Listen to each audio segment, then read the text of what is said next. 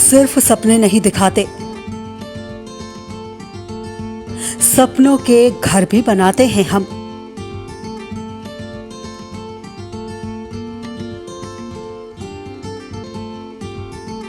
इरादे हो उड़ने के तो हौसलों को पंख लगाते हैं हम।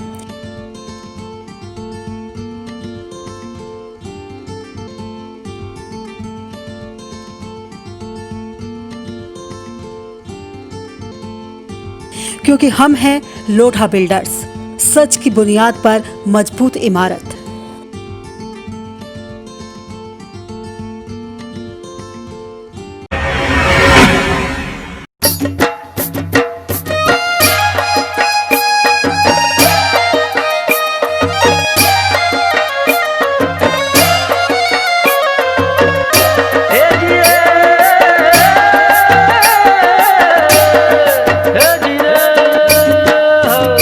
लाइव 24 की तरफ से आप सभी देशवासियों को शारदीय नवरात्रि की ढेर सारी शुभकामनाएं। स्वागत है आप सभी का इंडिया लाइव 24 में। आपके साथ मैं हूं राखी खंडूरी, हाजिर हूं तमाम देश और दुनिया की छोटी बड़ी खबरों के साथ। तो चलिए बढ़ते हैं खबरों की तरफ। हरियाणा में इंद्री की अनाज मंडी से बाहर धान का स्टॉक लगाने पर मार्केट कमेटी सचिव ने 4 आढ़तियों को कारण बताओ नोटिस जारी किया है। जानकारी के मुताबिक अनाज मंडी के 4 आढ़तियों ने हनुमान फूड नाम की राइस मिल में अपना धान उतरवाया था, जिसका इन्होंने मार्केट कमेटी से गेट पास भी कटवा दिया और धान सरकारी बारदानों में भी भरा गया। जबकि होता यह है कि धान की ट्रॉली मंडी में आने पर उसका गेट पास कटवाया जाता है। गेट पास देखकर और धान की ढेरी देखने के बाद ही खरीद एजेंसी धान खरीदती है। ऐसे में सवाल ये कि जब धान मंडी में आया ही नहीं तो गेट पास कैसे कटा। सवाल ये भी कि बिना धान की ढेरी देखे खरीद एजेंसी के निरीक्षक ने धान कैसे खरीद लिया। ऐसे ही कुछ और सवाल हैं जो प्रशासनिक अधिकारियों को भी शक के घेरे में लाते हैं। ये माल मंडी में भीड़ होने की वजह से इन्होंने यहाँ डाल लिया होगा, बाकी हमारी नॉलेज में नहीं है। आज ही हमारी नॉलेज में आया है, इनके खिलाफ कानूनी कार्रवाई करेंगे। 3 फर्में नॉलेज में आई हैं जिन्होंने माल यहाँ पर गे रखा है, इनके खिलाफ कानूनी कार्रवाई की जाएगी। अन्यथा मंडी का जो भी बारदाना या जो भी सिस्टम है वो सिर्फ मंडी के लिए है, बाहर के लिए नहीं है। कोई परमिशन नहीं है सर इनके पास, तो इनके खिलाफ जो भी उचित कार्रवाई होगी सब की नॉलेज में दे के इनके खिलाफ कानूनी कार्रवाई की जाएगी। खबर आई थी कि मंडी के नज़दीक एक जगह है, वहाँ पर धान डाला जा रहा था बाहर सीधे तौर पर, कुछ आढ़तियों द्वारा खरीद की जा रही थी। इसके लिए सेक्रेटरी मार्केट कमेटी को पत्र लिखा गया है कि वो इस बारे में जांच करेंगे और अगर कोई संबंधित कर्मचारी या आढ़ती कोई भी किसी के पक्ष में कोताही बरती गई है तो उसके खिलाफ कार्रवाई की जाएगी। 4 आढ़तियों को कल कारण बताओ नोटिस भी दिया गया है, तो जांच के आदेश दे दिए हैं। जो भी दोषी पाया जाएगा उसके खिलाफ कार्रवाई की जाएगी। सरकार के आदेश हैं, देखते हैं जांच में अगर कोई दोषी मिलता है तो उस पर कार्रवाई की जाएगी। इंडिया लाइव 24 के लिए इंद्री से अमित कुमार की रिपोर्ट। हरियाणा में करनाल की 3 राइस मिलों को 40 करोड़ की धोखाधड़ी करने के आरोप में सील कर दिया गया है। सील की गई तीनों राइस मिलों पर सरकारी धान लेकर उसका चावल वापस नहीं देने का आरोप है। इसी के चलते खाद्य एवं आपूर्ति विभाग को ये कदम उठाना पड़ा। सील की गई 2 राइस मिलें घरोड़ा एरिया में और तीसरी भारत राइस मिल कुंजापुर के पास मौजूद है। इनमें से एक राइस मिल मालिक ने सरकारी माल पर लोन भी लिया हुआ है। यही वजह है कि खाद्य एवं आपूर्ति विभाग ने राइस मिल सील करके मिल मालिकों की प्रॉपर्टी पर भी कब्जा कर लिया है। सील लगाई गई है और उनके खिलाफ कार्रवाई की गई है, तो क्या कार्रवाई की गई है और कितना उनसे लेन देन था? देखिए, पिछले वर्ष हमारे 4 राइस मिल्स जिसको धान हमने अलॉट किया गया था, तो उनके द्वारा चावल वापस नहीं आया, पूर्ण चावल, और हमने उनके खिलाफ़ कार्रवाई जो है स्टार्ट कर दी है। और अभी फ़िलहाल हमने 15 तारीख को 2 FIR लॉन्च करी हैं और 2 FIR हमने सितंबर महीने में हमने लॉन्च करी थी। और अभी फ़िलहाल हमने 3 राइस मिल पे हमने कब्ज़ा ले लिया है। 2 का कब्ज़ा हमने 16 तारीख को लिया है। उन्होंने जो बकाया चावल देना था लगभग 20 करोड़ का देना था, दूसरी फर्म का 16 करोड़ का, तो लगभग ये दोनों का तो हमने प्रॉपर्टी अटैच करवा के विभाग को और एरिया ऑफ लैंड रेवेन्यू के तहत हमने उसकी कब्ज़ा ले लिया है और अब इसकी ऑक्शन जल्द से जल्द हम करेंगे। कल हमने कुंजपुरा में भी एक राइस मिल है, लगभग 3 करोड़ का चावल बकाया था, उसका भी हमने कल कब्ज़ा ले लिया है। तो गोरंडा से है वो कितना लेन देन था टोटल? लगभग 37 करोड़ का तो उन फर्मों से, दोनों फर्मों से था, जय हनुमान राइस एंड जनरल मिल और SSG फूड। और हमने साथ साथ उन्होंने एक जो हमारी सरकारी धान थी उस पर भी गलत तरीके से, फर्जी तरीके से उन्होंने लोन लिया था। एक दिल्ली की फर्म है किसान धन एग्री फाइनेंशियल सर्विसेज, उन्होंने भी बिना देखे सरकारी धान पर ही इनको लोन दे दिया और इन्होंने जो भी दस्तावेज दिए वो गलत दिए। और हमने सारी वीडियोग्राफी हमने कोर्ट में भी जमा कर दी है कि जो भी कट्टे हमारे थे मौके पे, अगर उनकी प्राइवेट होती तो हमारे सरकारी कट्टे नहीं होते। हमारा मार्का लगा हुआ था हरियाणा सरकार का, वो पैडी उसमें स्टोर थी, उस पर उन्होंने लोन दिया था, जिसकी हमने कल ही FIR लॉन्च कराई है दोनों के खिलाफ। जो पार्टनर है गौरव गुप्ता और जो उनके जो ओनर थे, मतलब किसान धन एग्री फाइनेंशियल सर्विसेज, उस फर्म के खिलाफ भी हमने FIR दर्ज करा दी है। तो अभी और कितने डिफॉल्टर हैं जिनके खिलाफ कार्रवाई की जाएगी? जिन्होंने पिछले वर्ष के तो 4 हैं, चारों के खिलाफ जो है FIR हो चुकी है और प्रॉपर्टी भी अटैच हो चुकी है। 3 पे कब्जा हमने ले लिया है, 1 का पेंडिंग है। लगभग 45-46 करोड़ के आसपास हम ये अनुमान लगा रहे हैं चारों फर्मों का चावल बकाया है। Thank you. इंडिया लाइव 24 के लिए करनाल से सुभाष गुप्ता की रिपोर्ट। महिला सशक्तिकरण अभियान 2020 के अंतर्गत आज राजकीय औद्योगिक प्रशिक्षण संस्थान मुजफ्फरनगर परिसर में कुसुम भाटी उप निरीक्षक महिला थाना द्वारा महिला प्रशिक्षार्थियों को यात्रा के दौरान सुरक्षा के विषय में व्याख्यान दिया तथा विभिन्न हेल्पलाइन नंबरों डायल UP 112, हेल्प डेस्क 181 व डायल 1090 की जानकारी दी गई। श्री अंकित सैनी, अधिवक्ता, क्रिमिनल कोर्ट मुजफ्फरनगर द्वारा भारतीय संविधान में प्रदत्त मौलिक अधिकारों, आपात स्थिति में पुलिस सहायता के साथ साथ महिला आयोग, मानवाधिकार आयोग की जानकारी देते हुए महिला प्रशिक्षार्थियों की जिज्ञासाओं का समाधान किया।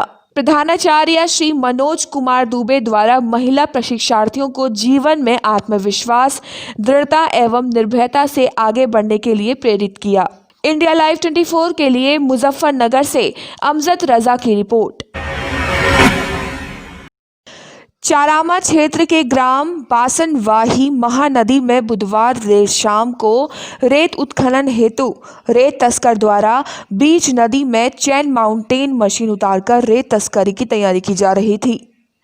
तभी खनिज विभाग को ग्रामीणों से सूचना मिली, जिसके बाद खनिज विभाग एवं चारामा पुलिस की संयुक्त टीम द्वारा कार्रवाई करते हुए ट्रेलर के माध्यम से चैन माउंटेन मशीन को चारामा थाना लाकर जब्ती की कार्रवाई की गई। ग्रामीणों ने बताया कि पिछले कुछ महीनों से लगातार बासनवाही महानदी से कुछ स्थानीय नेताओं के सहयोग से आजाद नामक एक रेत तस्कर चैन माउंटेन लगातार रेत की चोरी कर रहा था, जिसकी जानकारी खनिज विभाग को मिलने के बाद चैन माउंटेन मशीन को अपने कब्जे में लेकर चारामा थाना लाया और जब्ती की कार्रवाई की गई है।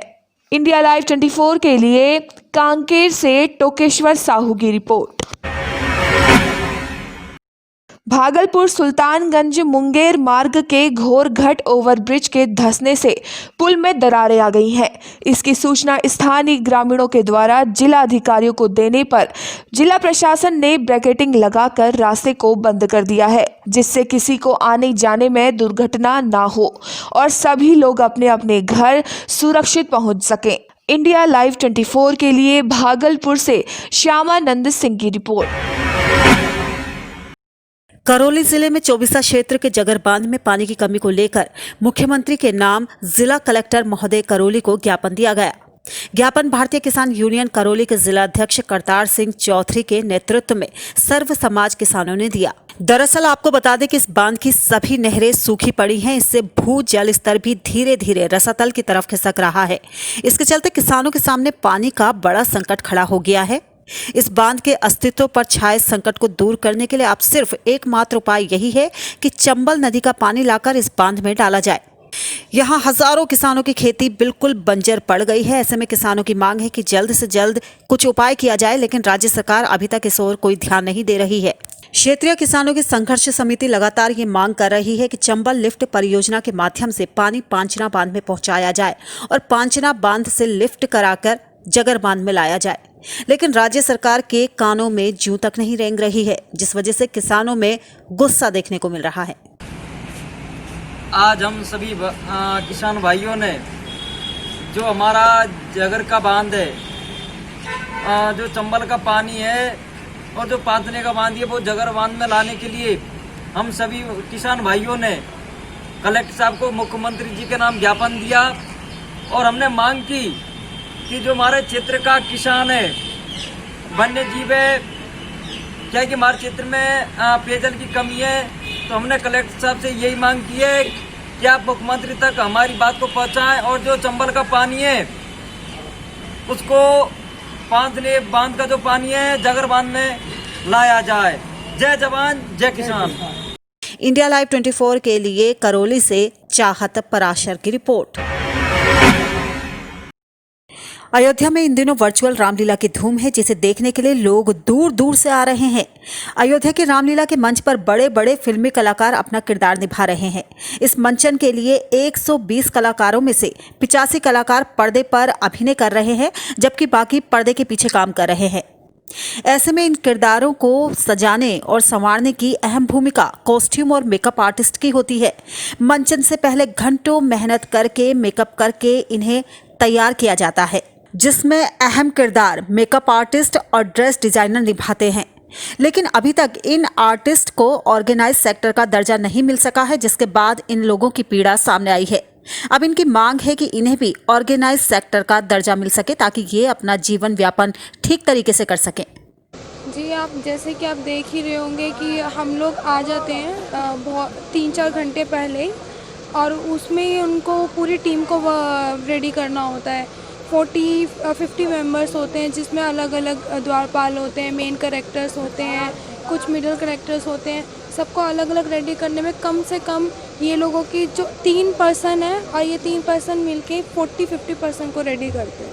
तो that's means and hard work too, कि इतना इजीली ये नहीं होता। और इनका हार्ड वर्क, इनकी गेटअप से ही हम लोगों के जो भी फेसेस हैं, जो भी हम लोगों के कैरेक्टर्स हैं, वो निकल के आते हैं। तो ये बहुत ही अलग है, मतलब इस जर्नी में लगता है। हमारे मेकअप और ड्रेस वालों को बहुत मेहनत होती है। आप लोगों को हम दिखते हैं, लेकिन हमारे जो पीछे जो लोग जो मेहनत करते हैं, उनकी मेहनत आपको नज़र नहीं आती। बहुत मेहनत का काम है। फिल्म बनाना और फिल्म में काम करना कोई आसान काम नहीं है। और ये एक क्या कहते हैं कि अनऑर्गेनाइज्ड सेक्टर है अभी तक, अनफॉर्चुनेटली एक अनऑर्गेनाइज्ड सेक्टर है, जबकि हॉलीवुड में फिल्म मेकिंग एक ऑर्गेनाइज सेक्टर हो गई है ज़माने से। आज से नहीं, 50s से ही ऑर्गेनाइज सेक्टर। ये हमारे हिंदुस्तान में लार्जेस्ट प्रोड्यूसर ऑफ फिल्म्स हैं, लेकिन अभी भी अनऑर्गेनाइज सेक्टर है। कोई मतलब हमारे जो वो जो है, जो और लोग जो काम करते हैं, जैसे स्पॉट बॉयज़ हैं, ये वो, उन लोगों के लिए कोई मदद नहीं है अब तक। तो उसको ऑर्गेनाइज सेक्टर बनाना बहुत ज़रूरी है। इंडिया लाइव 24 के लिए अयोध्या से ब्रजेश सेन की रिपोर्ट। और इसी के साथ इस बुलेटिन में बस इतना ही। दीजिए इजाजत, नमस्कार।